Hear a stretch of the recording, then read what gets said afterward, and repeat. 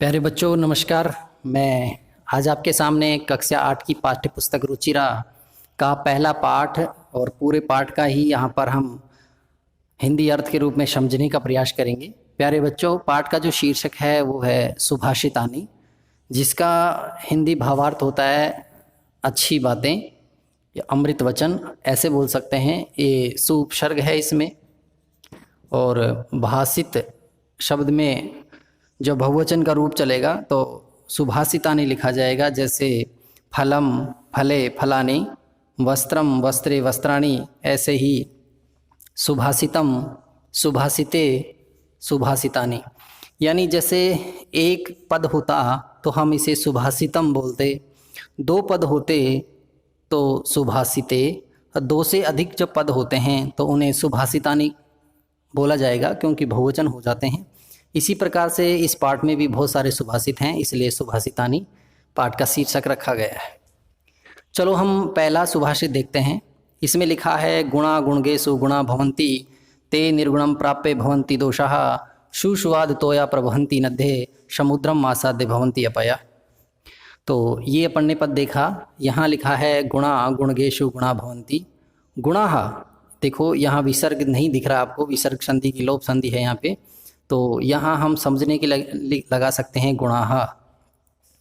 गुणाः गुणगेषु गुणा भवन्ति, यहाँ भी विसर्ग हो सकता है। तो गुणाः जो गुण होते हैं, जो अच्छे गुण होते हैं, गुणगेषु सप्तमी व्यक्ति का बहुवचन है। तो गुणों के जो जानकार व्यक्ति होते हैं, गुणों के जानकार व्यक्ति होते हैं, गुणों को जानने वाले व्यक्ति होते हैं, उनके लिए जो गुण होते हैं वो गुण होते हैं। गुणवान व्यक्ति के लिए ही, गुणवान व्यक्ति के लिए ही, गुणों के जानकार व्यक्ति के लिए ही गुण होते हैं।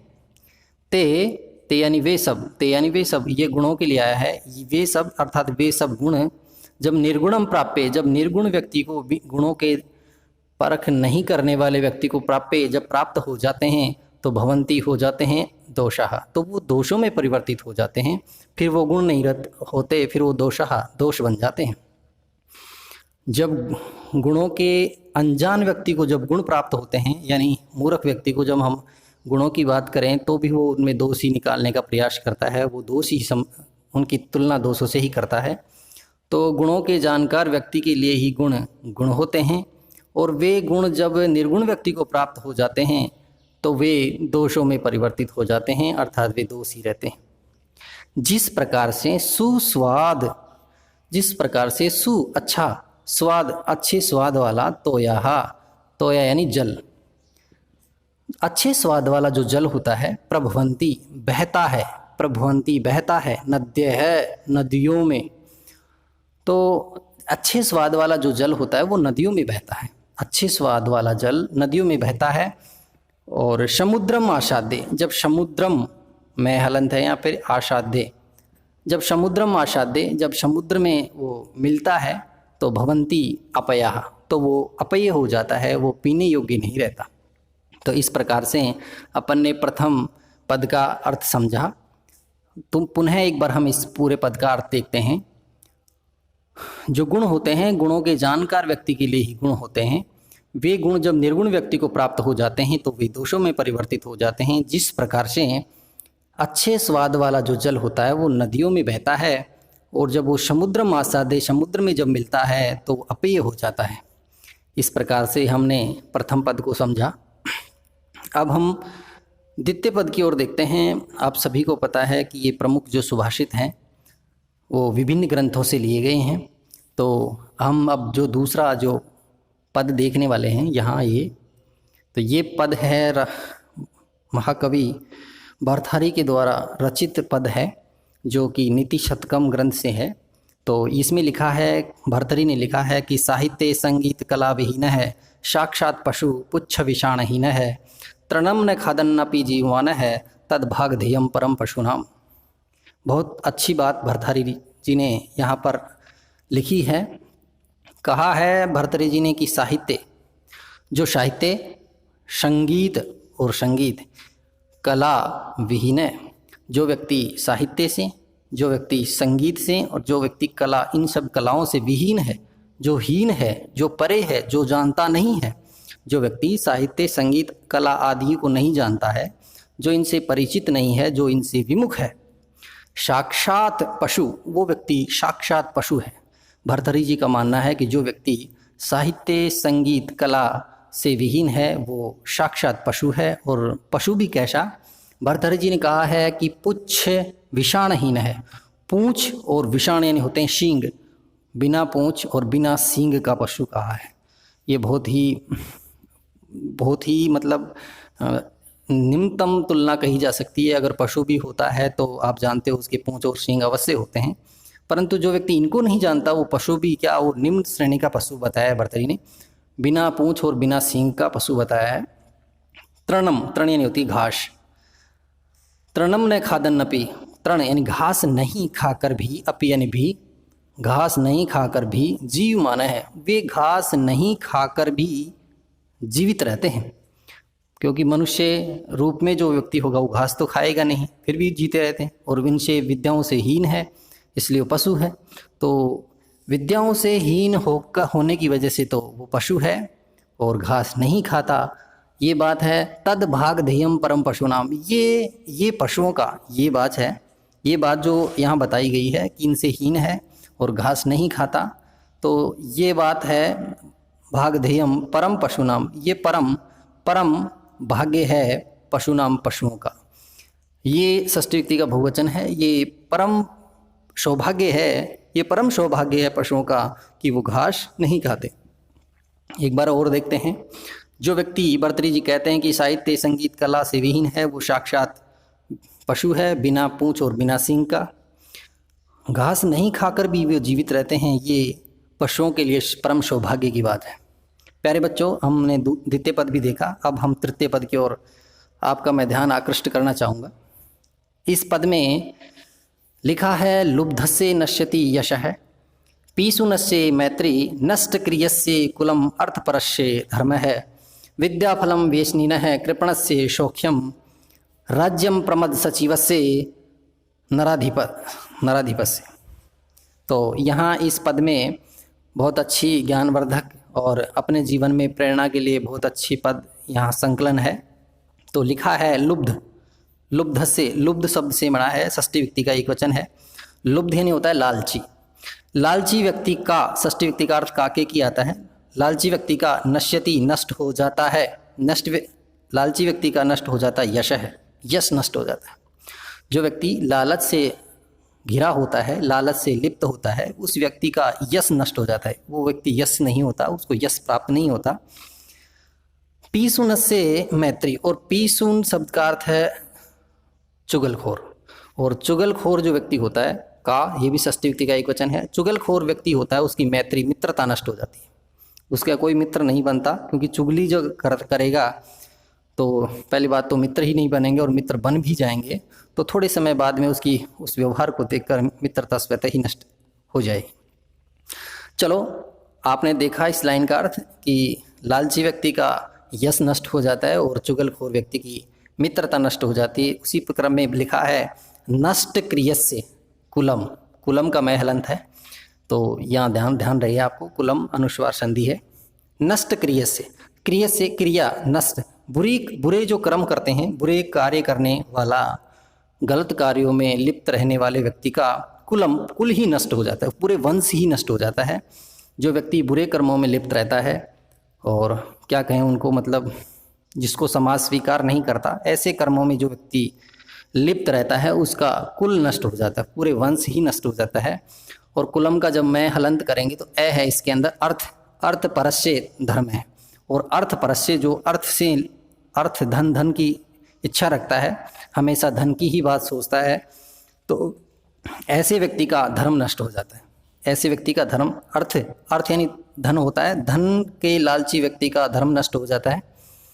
और विद्या फलम वेसनीन है। वेसिन जो व्यक्ति होते हैं, यानी बुरी लत वाले, बुरी लत जिनके होती है, जैसे क्या बोलूँ मैं यहाँ मंच से, जैसे कई व्यक्तियों ने अपने समाज में कई लोगों को देखा होगा जो बुरी लतों में पड़े होते हैं, जैसे शराब, बीड़ी, सिगरेट, धूम्रपान आदि से लिप्त रहते हैं। ऐसे व्यक्ति होते हैं वेसिन व्यक्ति कहलाते हैं। वेसनीन है, वो वेसिन व्यक्ति होते हैं, उनका विद्या फलम, जो विद्या होती है, विद्या का जो फल होता है, विद्या जो ग्रहण की जाती है, जो संचित विद्या होती है वो नष्ट हो जाती है। तो बुरे लत वाले व्यक्ति की विद्या नष्ट हो जाती है। कृपण, कृपण यानी होता है कंजूस, कंजूस व्यक्ति होता है कृपण यानी कंजूस का षष्ठी व्यक्ति यहाँ भी सौख्यम सुख। और कृपण होता है व्यक्ति जो कंजूस व्यक्ति होता है, उस व्यक्ति का सुख नष्ट हो जाता है। सौख्यम यानी सुख, सुख नष्ट हो जाता है। अगले पद में लिखा है राज्यम प्रमद सचिवस्य नराधिपस्य। जो नराधिपत, नराधिप का शब्द है राजा, उस राजा का जो प्रमद सचिव से, आलसी सचिव होते हैं जिसके, सचिव यानी मंत्री होते हैं, सचिव यानी मंत्री, और प्रमद मंत्री कैसे, मतलब आलसी मंत्री। जिस राजा के मंत्री आलसी होते हैं, जिस राजा के मंत्री आलसी होते हैं, काम चोर होते हैं, काम करने में अनिच्छा रखते हैं, ऐसे राजा का, ऐसे नराधिप का, ऐसे राजा का राज्यम, राज्य ही नष्ट हो जाता है। इस प्रकार से आपको यहाँ तक मैंने 3 पदों का अर्थ समझाने का प्रयास किया है। आशा कर रहा हूँ कि आप लोग मेरे से निश्चित रूप से प्रभावित हैं, कुछ समझ में आ रहा होगा। तो आगे भी मैं आपको लोगों को इसी प्रकार से जोड़े रखना चाहता हूँ। देखो यहाँ अगला पद है, चौथा पद हम यहाँ देखने जा रहे हैं। लिखा है कि पित्वा रसम तु कटुकम मधुरम शमानम माधुर्यम में जनन्ये मधुमक्षिकाशो संतस्तथैव समसज्जना दुर्जनानाम श्रुत्वा वच मधुर सुक्त रसम सृजन्ति। पित्वा, इसमें कत्वा प्रत्यय है, वैसे पा प्लस कत्वा शब्द से मिलकर बना है, क्योंकि पा धातु है यहाँ पे, और जब हम कत्वा प्रत्यय जोड़ेंगे तो पा का पी बन जाएगा। और वैसे मूल धातु जिसको आप समझते हो वो पिब धातु है। पिब जो पीने के लिए काम में आती है, पीने, पिब यानी पीना होता है, वो पिब धातु है यहाँ पे। पित्वा, कत्वा का अर्थ कर या करके होता है, पी करके, रसम रस को, तू यानी तो, कटुकम कड़े कड़वे, और मधुरम यानी मधुर यानी मीठा, कड़वा और मीठा, कड़वा और मीठा, समानम समान रूप से, कड़वा मीठा समान रूप से रस को पी करके, कड़वे रस को भी और मीठी रस को भी समान रूप से पी करके, समान रूप से पी करके, माधुर्यम एव, एव है यहाँ पे संधि होने की वजह से ऐसा दिख रहा है ये, जनन्नी, जनन्नी मधुमक्षिकाशु, मधुमक्षिकाशु होती है मधुमक्खी, मधुमक्खी जो होती है, मधुमक्खी होती है वो मधुमक्खी कड़वे और मीठे रस को समान रूप से पी करके वो हमेशा उसको मधुर ही बनाती है, उसको मधुर रूप में ही लोगों के सामने प्रकट करती है। जैसे हम प्राप्त करते हैं मधुमक्खी का जो शहद होता है, जो रस होता है, वो मीठा ही होता है। तो मधुमक्खी कड़वे और मीठे रस को समान रूप से पी करके और फिर उसको मीठे में ही हमारे सामने प्रस्तुत करती है। उसी प्रकार से संतस विसर्ग संधि है, से विसर्ग संधि का है, संतः तथैव, तथा प्लस एव वृद्धि संधि है यहाँ पे, तथा प्लस एव यहाँ वृद्धि संधि है, संतः तथा प्लस एव, ऐसे समझो इसको। संतः है विसर्ग है, विसर्ग का शय बन रहा है तो विसर्ग संधि की शत्व संधि, और तथा प्लस एव को जब हम मिलाएंगे तो तथैव यहाँ वृद्धि संधि है।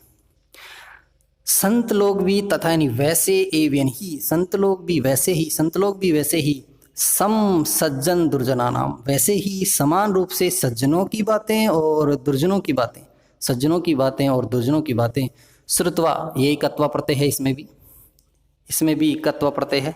श्रु धातु में कत्वा प्रत्यय जोड़ेंगे तो श्रुत्वा यानी सुनकर, कत्वा प्रत्यय का अर्थ जब भी आएगा कर या करके ही आएगा, तो श्रुत्वा सुनकर, वचः यानी वाणी, मधु शुक्त रसम सृजंती, उस मधुर रस के समान ही सृजन करते हैं। सज्जन लोग बुरे लोगों की और अच्छे लोगों की समान रूप से बातें सुनकर हमेशा उन्हें अच्छी बातें ही देते हैं, अच्छी बातें ही उनके सामने प्रकट करते हैं, उन्हें शुभ वचन ही बोलते हैं। प्यारे बच्चों, यहाँ तक अपन ने चौथा पद देखा। अब हम 5वें पद की ओर चल रहे हैं। तो इस पद में लिखा है कि विहाय पौरुषम यो ही देवम अवलंब्यते प्रसाद ही सिंहवत तस्य मूर्धनि तिष्ठति वायशः। लिखा है विहाय। देखो विहाय जो शब्द है इसमें लेप प्रत्यय है, और लेप प्रत्यय का भी अर्थ कत्वा के समान कर या करके ही होता है। यहाँ भी उपसर्ग है, विहाय यानी त्याग करके या छोड़ करके। पौरुषम यो यानी जो, यहाँ ये विसर्ग है। यत शब्द पुल्लिंग प्रथम व्यक्ति का एक वचन है। जो पौरुषम, पौरुषम यानी पराक्रम, परिश्रम, जो व्यक्ति परिश्रम को विहाय यानी त्याग करके, जो व्यक्ति परिश्रम को त्याग करके, जो व्यक्ति परिश्रम को त्याग करके देवम अवलंब्यते, ये मैं हलंत है, यहाँ पे जब संधि करेंगे तो मैं हलंत आएगा, अवलंब्यते दिखेगा। देवम अवलंब्यते, जो भाग्य का सहारा लेते हैं, जो व्यक्ति परिश्रम नहीं करते, परिश्रम त्याग देते हैं, परिश्रम त्याग करके भाग्य का सहारा लेते हैं, जो व्यक्ति परिश्रम त्याग देते हैं और भाग्य का सहारा लेते हैं, वो व्यक्ति प्रसाद सिंहवत, प्रसाद यानी होता है महल, प्रसाद नहीं है प्रासाद है, प्रासाद यानी महल होता है, सिंहवत जैसे महल के अंदर सिंह होता है, जब महल के अंदर जो कैद होता है, जो शेर होता है, तस्य मूर्धनि उसके सिर के ऊपर तिष्ठन्ति वायशः कौवे, काकाः वायशः, वायशः वायशौ वायशाः, काकः काकौ काकाः, काका का समानार्थी शब्द है। तो जिस प्रकार से जो महल के अंदर जो शेर होता है उसकी हालत बुरी होती है, उसके सिर के ऊपर जिस प्रकार से कोई आकर बैठ जाते हैं, उसी कौवों की हालत की समान ही, उस शेर की हालत की समान ही, जिस प्रकार से महल में रहने वाले शेर के सिर के ऊपर कौवे आकर बैठ जाते हैं, उसी प्रकार से जो व्यक्ति परिश्रम को त्याग कर भाग्य का सहारा लेता है, उस व्यक्ति की हालत भी बहुत बुरी हो जाती है। जिस प्रकार से शेर जो जंगल का राजा है, उसके ऊपर जब कौवे आकर बैठे तो एक अशोभनीय बात है, उसी प्रकार से जो व्यक्ति परिश्रम को त्याग करके भाग्य का सहारा लेगा उसकी हालत वैसी ही होगी। चलो हमने देखा, छठा देखेंगे हम। अब इसमें लिखा है पुष्प पत्र फल छाया, मूल वलकल दारू भी धन्या, मरु रूहा येषाम विमुखम यान्ति नार्थिन। कहा गया है वृक्षों के बारे में कि पुष्प पत्र फल और छाया, मूल वलकल दारू भी, कि जो वृक्ष होते हैं, महीरूहा यानी जो वृक्ष होते हैं, रूहा यानी वृक्ष जिसे अपन कहते हैं, जो वृक्ष होते हैं, उन वृक्षों से हमें पुष्प प्राप्त होते हैं, फल भी प्राप्त होते हैं, पत्र भी यानी पत्ते भी प्राप्त होते हैं, छाया भी, उसकी जड़ भी और छाल भी, और भी अन्य चीज़ें बहुत सारी हमें वहाँ से प्राप्त होती हैं। ये सब चीज़ें हमें मरुरूहा जो वृक्ष हैं उनसे प्राप्त होती हैं, और वे मरीरूहा धन्य हैं। ये शाम जिनसे षष्ठी व्यक्ति का बहुवचन है, यत शब्द पुल्लिंग का षष्ठी व्यक्ति का बहुवचन, ये शाम जिनसे विमुखम यान्ति नार्थिन, इनके पास आया हुआ याचक, इनके पास जो भी याचक आता है उनको ये खाली हाथ नहीं भेजते। यानी जो वृक्ष होते हैं, जो पेड़ होते हैं, अगर कोई फल चाहिए उनको, पुष्प चाहिए, पत्ते चाहिए, छाया, मूल, जड़, कुछ भी चाहिए उनको, तो वो वृक्ष जो अपने पास है वो निश्चित रूप से आए हुए व्यक्ति को देते हैं। इस प्रकार से ये पेड़ हमारे लिए क्या है? धन्य है।